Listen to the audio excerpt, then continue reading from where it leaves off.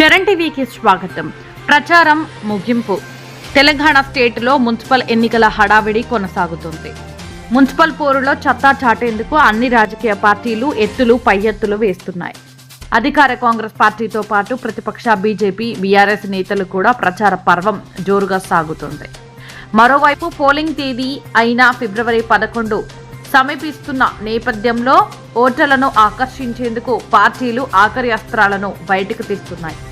ఎన్నికల ప్రచారం మరికొన్ని గంటల్లో ముగియనున్న నేపథ్యంలో మద్యం, బిర్యానీ, నగదుతో ఓటర్లను ఎరవేసేందుకు పార్టీలు ప్రయత్నిస్తున్నాయి.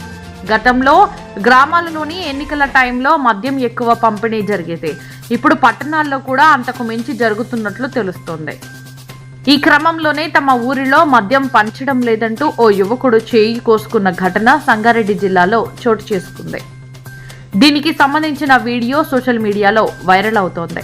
కానీ ఇప్పటికే పలు జిల్లాల్లో మద్యం ఏరులై పారుతోంది. డబ్బుల పంపిణీతో పాటు మటన్, చికెన్, బిర్యానీల పంపిణీ జోరుగా సాగుతోంది.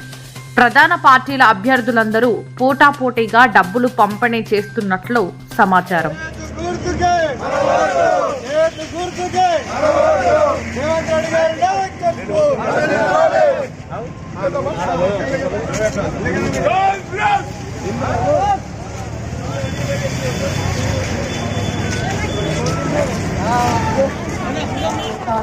అశోక్ గౌడ్ గారికి అనుభవం ఉంది.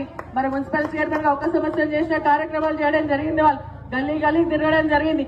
అన్సూయకు మార్కెట్ కమిటీ చైర్మన్ గా అనుభవం ఉంది.